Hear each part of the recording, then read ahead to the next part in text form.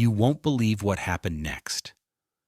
A packed London arena went quiet, then roared so loudly you could feel it in your chest.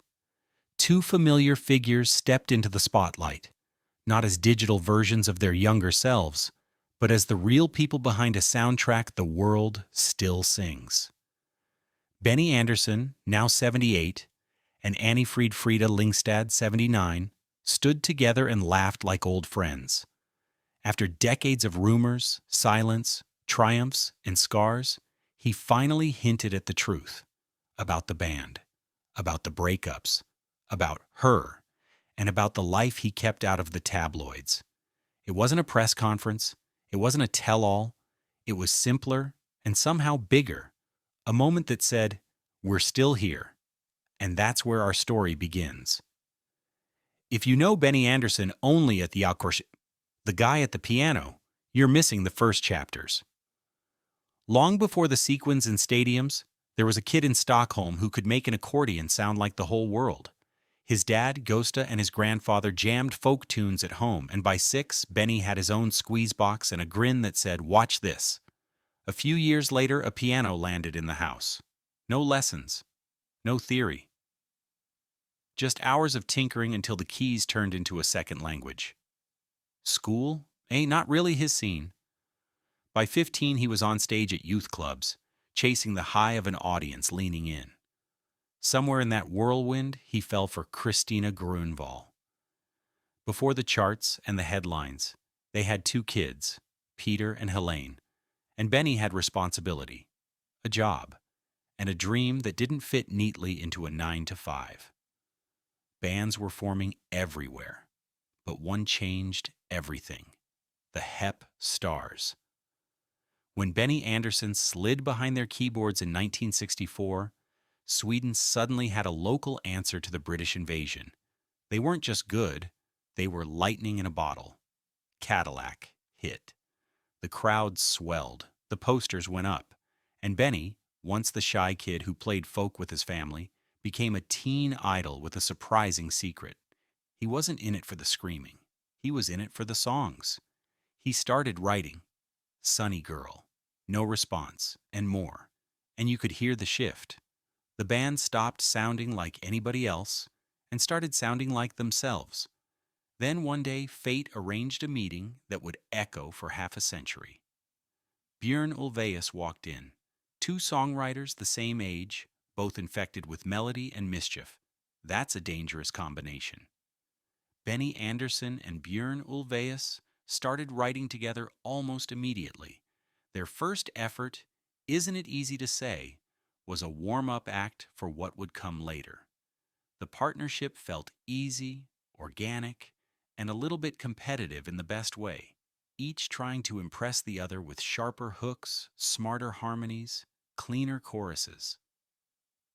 And then the universe tossed in 2 voices that would turn those sketches into fireworks: Agnetha Fältskog and Anni-Frid Lyngstad. 4 people. 2 couples, 1,000 possibilities. Do you feel the click? At first, they weren't trying to form a supergroup. They were just helping each other in the studio, swapping backing vocals, sharing producers, catching gigs. Benny Andersson produced early work for Anni-Frid Lyngstad. Agnetha Fältskog was doing musical theater. Björn Ulvaeus and Benny released a duo album, Lycka.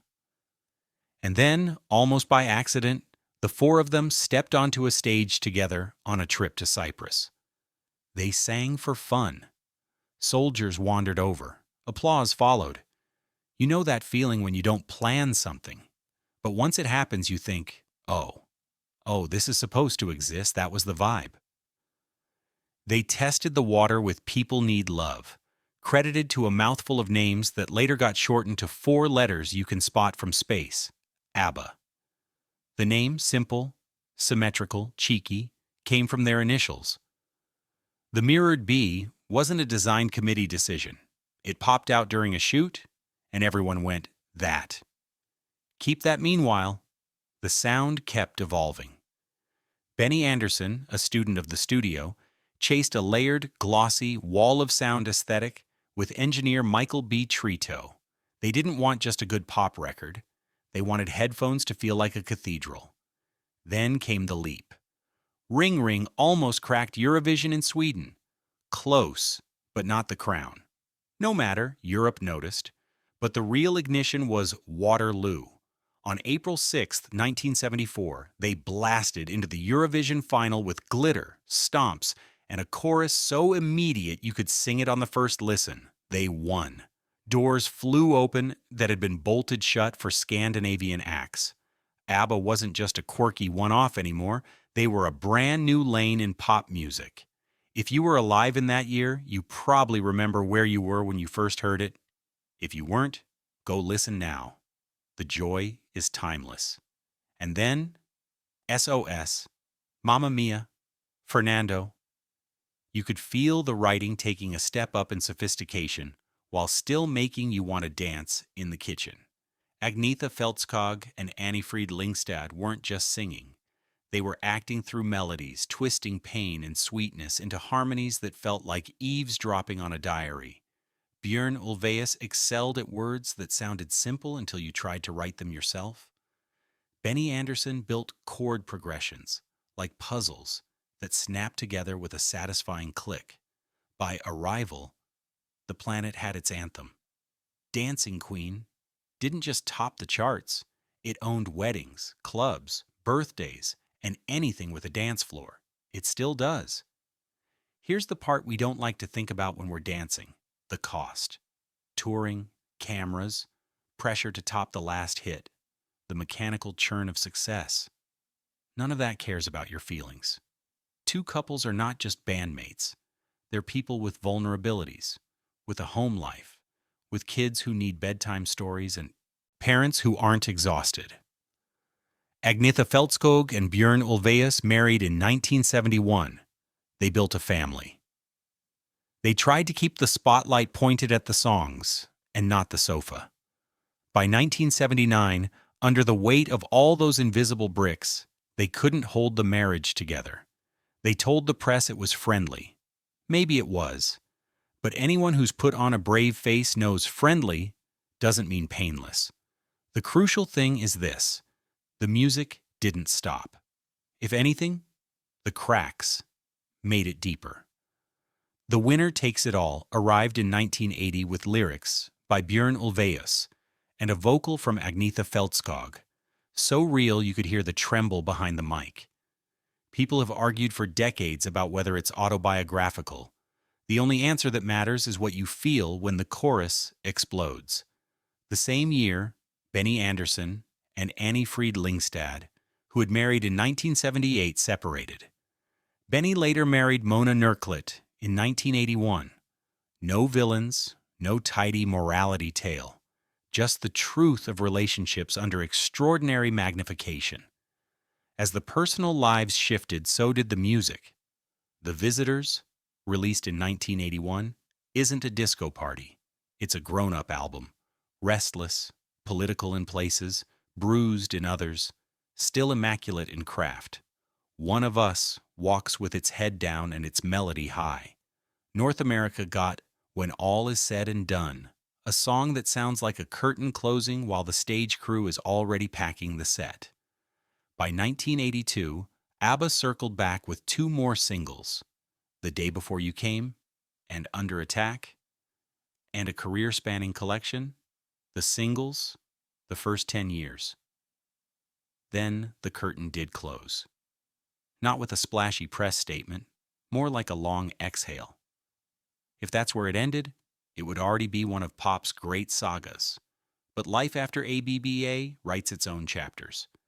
Benny Andersson and Björn Ulvaeus didn't just rest on gold records. They went to work. The musical Chess proved they could build drama without the ABBA name. Mamma Mia, first a stage show, then a box office monster, took those songs, stripped them of nostalgia, and made them new for people who hadn't been born when Waterloo won. Meanwhile, Agnetha Fältskog stepped away from the machine. The anxiety, the flying, the sense of being watched. She chose peace, then surprised the world with albums that reminded everyone she doesn't just sing songs, she illuminates them.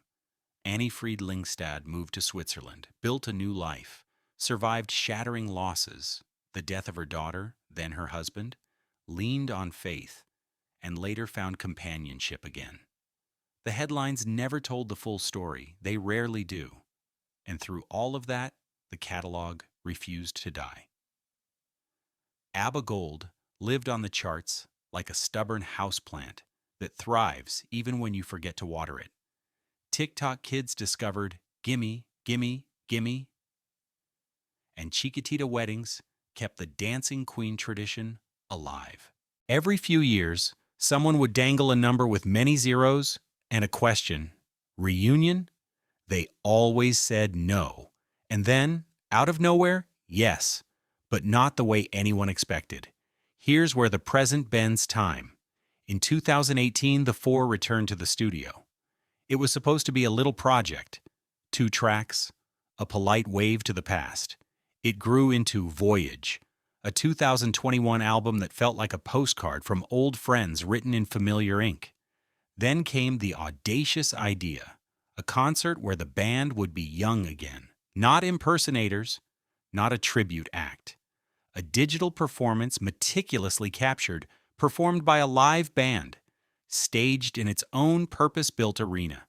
People joked about holograms. People stopped joking once they saw it. The show was a phenomenon, an emotional trick that somehow wasn't a trick at all. You laughed, you danced, you teared up, and you walked out humming. And then came that anniversary night in May 2025.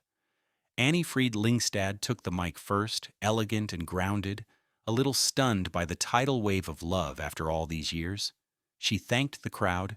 She joked about time. Nearly 50 years, can you believe it? And the arena answered with a noise that may still be rattling the light fixtures. Benny Andersson followed with a one-liner that cracked Frida up, which was somehow perfect. He didn't deliver a heavy speech. He didn't drag the past into a courtroom. He just let a small human moment do what grand declarations never can. Tell you how people actually feel. Warmth, respect. A complicated history held together by music and memories that refuse to fade. So what did Benny Andersson confess? Not a scandal. Not a secret you haven't already guessed if you've ever loved and lost. He admitted, in word, in tone, in presence, that the story was always bigger than the headlines. Yes, the divorces hurt. Yes, the pressure was real. Yes, there were days you hold together for the music, not because it's easy, but because the music deserves it. And yes, life moved on. The friendships didn't vanish. They changed shape. The bond shifted from romantic to creative to something like family, the kind you don't choose, but also wouldn't trade. Let's rewind and fill in some beats you might have missed. Before Eurovision turned ABBA into a juggernaut, the band's stage show Faltskog got mixed reviews. They didn't quit. Hej Gamle Man hit the Swedish charts for weeks and proved the blend of those two voices, Agnetha Fältskog's crystal clarity and Anni-Frid Lyngstad's warm alto, wasn't an accident. Ring Ring didn't win Melodifestivalen, but it mapped out the sound that would conquer the globe. Stacked vocals, bright strings, hooks that stay in your head even if you intentionally try to forget them. It's easy to look back and pretend success was inevitable. It never is. It's always 1,000 tiny choices, a handful of wildcard breaks, and relentless craft. And the craft matters. The secret sauce wasn't just hits, it was architecture. Björn Ulvaeus cared about syllables landing exactly on the beat. Benny Andersson liked to tuck unexpected chords into places that should be predictable. Agnetha Fältskog and Anni-Frid Lyngstad sang harmonies that were sometimes closer than comfortable, creating that shimmering ABBA blend. They recorded, re-recorded, layered, and polished. If you've ever tried to write a pop chorus that feels obvious the second time you hear it and brand new the 10th time, you know how rare this chemistry is. No wonder it lasted. The tours? massive and brutal. From Scandinavia to Australia to North America and Japan, they carried a pop empire on their backs. There were rain-soaked shows that felt like miracles, and nights that probably felt like work. There were bomb scares and mobbed airports and tabloid stories that got the facts wrong but sold magazines anyway. And at home, there were kids who needed parents, marriages worrying at their seams, and 4 people trying not to lose themselves to a machine that never says, "Take a break." It's miraculous they created as much as they did, at the level they did, for as long as they did. As for what's next, the music keeps walking. There's talk, there are revivals, there are stages that still echo with Benny Andersson and Björn Ulvaeus melodies, sometimes in one show, sometimes in 2, sometimes in languages that didn't exist in the band's heyday. The point isn't whether it's a chart position or an opening night. The point is that these stories keep finding new voices to sing them. You can measure success in money or trophies, or you can measure it the way most fans do, by whether a song keeps you company in the car, at a wedding, on a rough night, or in a quiet kitchen where you dance by yourself while the pasta water boils. So, did the marriages and divorces end ABBA? They made the end closer, yes. But endings come for every band. What makes this one special is how gracefully it folded into the next chapters, how the music grew up with its makers and then set them free. Benny Andersson didn't publish a scandal. He offered something braver: perspective. We were young. We soared. We broke. We healed. And look, we're still here. That's the confession. That's the truth. If you've watched to this point, I want to hear from you. Do you think ABBA's story proves that love and work can coexist? Or that sometimes the art survives because the people choose sanity over the machine? Which song got you through a moment and why? Drop your thoughts. And if this journey hit you in the feels, do the simple things that help us keep telling stories like this. Tap like, share it with the friend who always sings the harmonies, and hit subscribe so you don't miss the next deep dive. Until then, turn the volume up, sing too loud, and remember, the winner doesn't always take it all, but sometimes the music does.